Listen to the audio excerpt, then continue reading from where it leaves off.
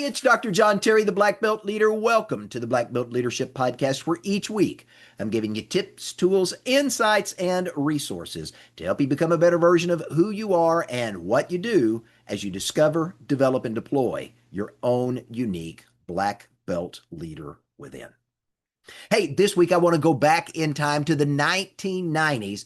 And if you lived during that era, probably one of your favorite shows, it was one of mine, was Family Matters.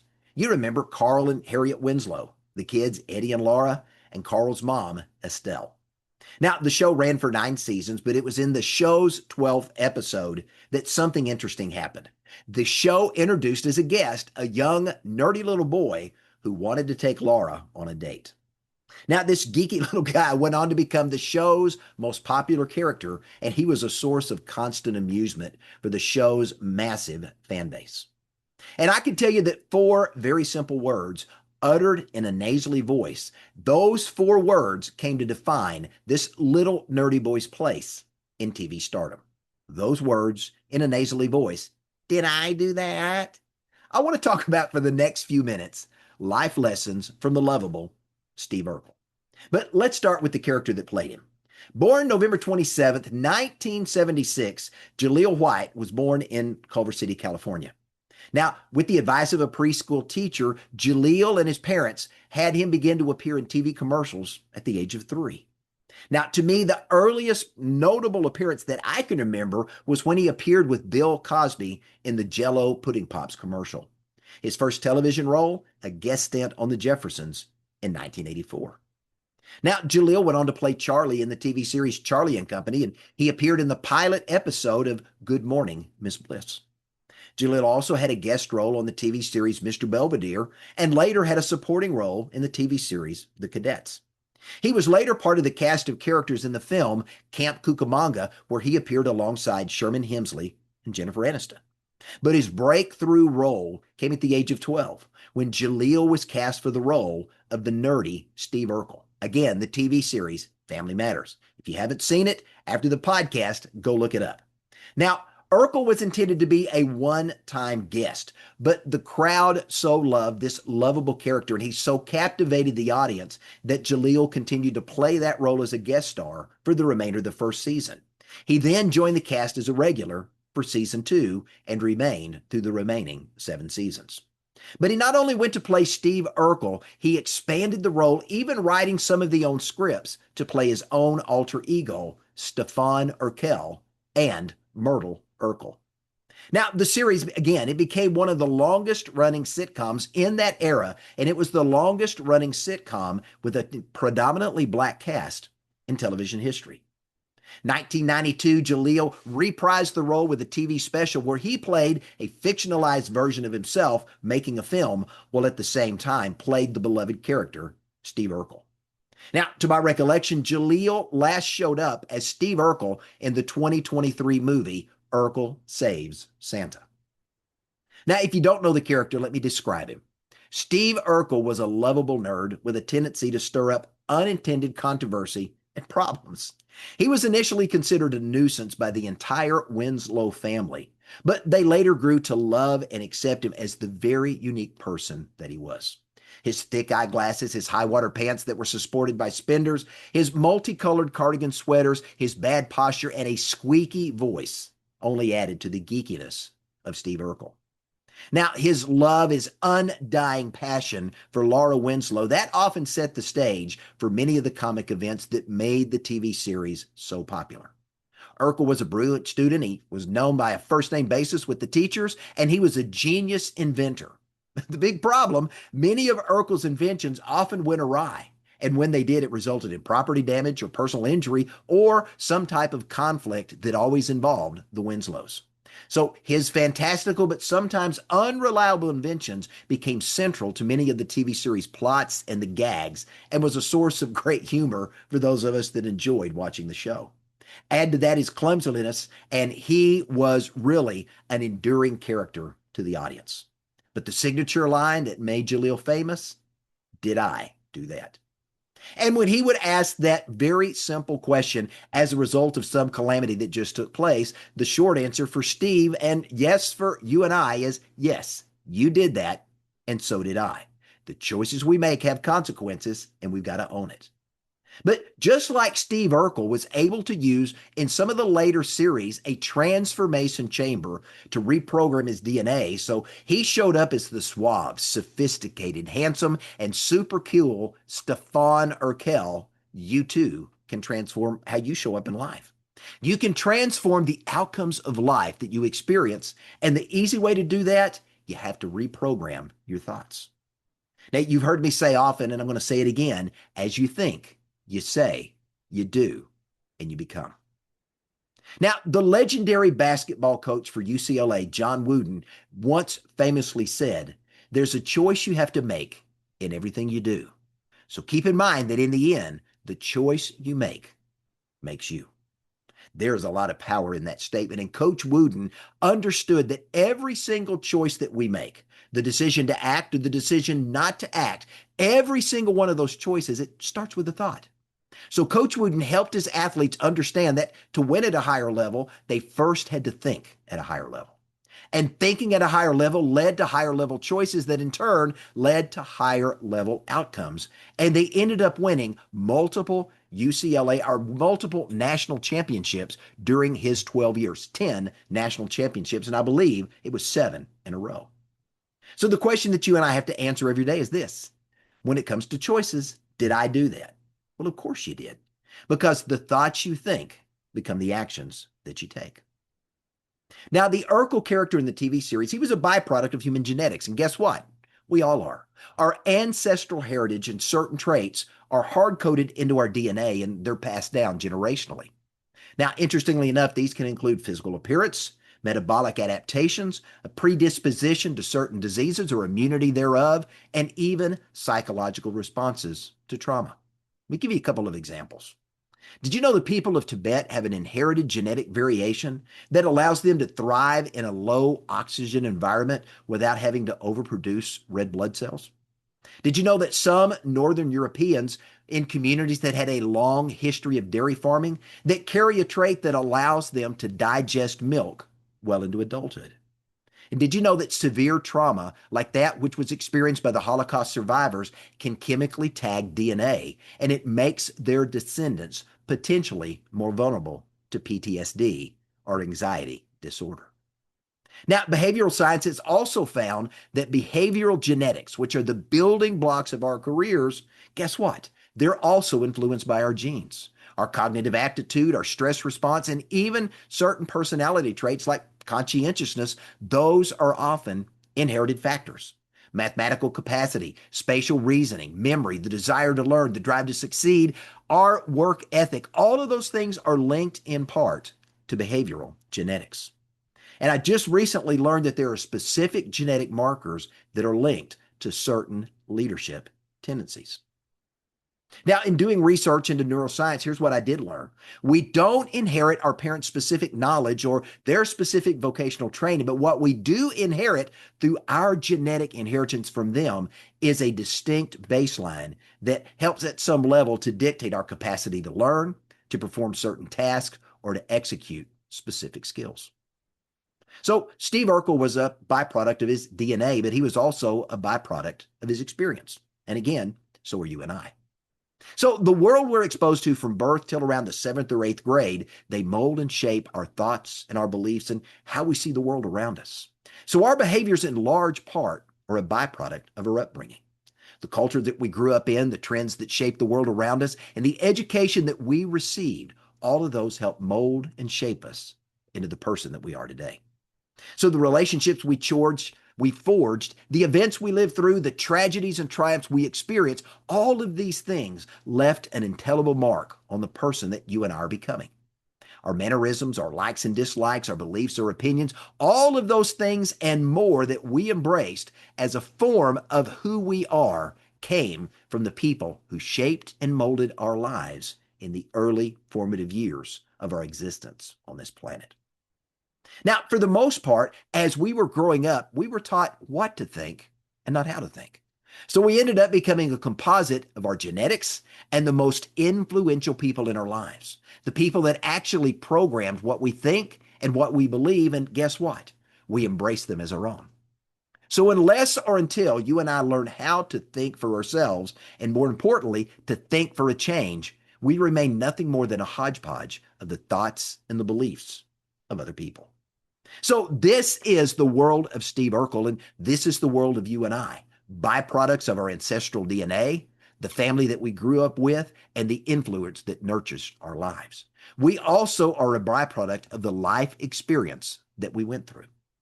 Now, for Steve Urkel, he turned out to be a good-natured, highly intelligent, awkward but well-intentioned guy who just couldn't quite get things right. And if you've ever seen the TV series With the Best of Intentions, every single week, he managed to wreak havoc in the home of the Winslows. When the world around him came crashing down and the best laid plans of mice and men went awry, we see the very best of Steve Urkel when, with that sheepish grin and that signature nasally tone, he asked the question, "Did I do that?"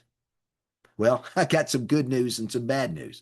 The good news is this: we have an opportunity to develop ourselves, but the bad news is there's a little bit of Steve Urkel in most of us, and probably all of us. Maybe that's why you and I can relate so well to this character. He helps us laugh at ourselves. But this awkward and sometimes highly intelligent young man, what does he do? He invents a transformation machine that can bring out the very best qualities of himself. He enters as Steve Urkel, and he exits the machine as the suave, sophisticated, handsome, super cool Stefan Urkel. But even though that transformation took place, there's something I don't want you to miss when that happens. It's the same Steve Urkel. It's just a better version of Steve Urkel. And the same can be for you and I. Now, we don't need a transformation chamber to make that happen, but we can experience a very similar life-changing transformation in our own lives. And this transformation occurs little by little as we daily improve the quality of our thinking. Now, Albert Einstein brilliantly said, we can't solve our problems with the same level of thinking that we use to create them. Now, think about what they said. We can't solve our problems with the same level of thinking that we used to create them. Now, this quote to me was brilliantly played out in the TV series Family Matters. The quality of thinking that got Steve Urkel into awkward and sometimes dangerous situations was insufficient to get him out of those jams. He had to think differently to bring about a better outcome. And guess what? The same is true for you, and the same is true for me. Now, you've heard me say on the podcast before, and Einstein also famously said, the world as we've created it is a process of our thinking. And that world cannot be changed without first changing our thinking. Now, because everything that you and I say and do and become starts with a thought, we've got to change our thoughts in order to change what we say, what we do, and what we become. But if we think the very same thoughts every single day that lead to the very same actions, and we expect a different outcome, Einstein also defined this as the very definition of insanity. So when you find yourself like Steve Urkel experiencing an uncomfortable outcome and you sheepishly ask yourself or those around you, did I do that? Well, guess what? The answer is yes, but it's also a reminder you don't have to do it again. Now, why do I say that? Because we have the ability to transform who we are and what we're becoming. Our brains are probably the most complex and most powerful computer in the known universe. It can effortlessly process the equivalent of one exaflop. That is a billion calculations every second. And it does so using a mere 20 watts of electricity. That's a third of what it takes to light a 60-watt incandescent light bulb. And that makes it millions of times more energy efficient and more effective than the world's largest supercomputers. So take that, AI. And while traditional computers use separate units for processing and memory, what's fascinating about the brain is it merges these functions across a massively parallel self-wiring network of neurons. And it's this self-wiring function that's essential for learning, unlearning, and relearning. And that's where, for you and I, real transformation can take place. Did you know that you and I have the ability to replace the thoughts that aren't serving us well, to replace them with other thoughts that do? You may say, John, how do we do that? Well, let me introduce you to plasticity. Some 86 to 100 billion neurons are connected through a gateway of more than 100 trillion interconnections in our brain known as synapses. Now, these are constantly sharing and retrieving information from the brain. And as you and I learn, and as we continue to access that same information, our brains create a neural shortcut to speed easy access. So this process, interestingly, it integrates context, intuition, emotion, and pattern recognition. And in doing so, it far exceeds the speed and capacity of any binary logic that's used by a computer. So the more frequently we access and use that information, aka our thinking, the stronger that neural connection becomes. And over time, this is how the habits that govern our lives are formed. But you got to remember one key phrase: our brains are self-wiring. Now, this is a process known as neuroplasticity. This is the brain's ongoing ability to adapt, to grow, and to reorganize its physical structure and its neural pathways. This is how the nervous system can compensate when our bodies are injured or when we have to adjust to a new environment. But even better, neuroplasticity is how your brain and my brain rewrites dysfunctional habits through learning and experience. So it's a process through which you and I can replace those thoughts that aren't serving us well with other thoughts that can and do. And it is this scientific process by which you and I can improve the quality of our thinking. And in doing so, we improve the quality of our saying, our doing, and our becoming. So this is the process of transformation that you and I can go from Steve Urkel to Stefan Urkel. Now, because of the brain's plasticity, we have the ability to adapt and change. That means that you don't have to remain where you are. You don't have to remain as you are. You and I can become a better version of who we are and what we do every single day as we engage in this transformational process of up-leveling the quality of our thinking. So when someone asks, did you do that? Or you ask, did I do that? Yes, you did, whatever it was. But the good news is this: even though you did it and you may have messed up, you don't have to do it again. The good news for you and the good news for me, you and I can change. Now, let me share with you a very simple 3-step framework that I use and I've trained other people to use that can help you start this transformation process to go from Steve Urkel to Stefan Urkel. It is the 3R process of transformation: recognize, reframe, and repeat. Now, first, you've got to recognize your thoughts. Remember, everything begins with awareness. You can't change what you don't notice. So you've got to become intentional about listening to the conversation you're having with yourself. You know, I find it interesting that most people never challenge the conversation they're having with themselves. They don't even pay attention to it, really. They simply accept blindly every single thought they think is true, even if it's not.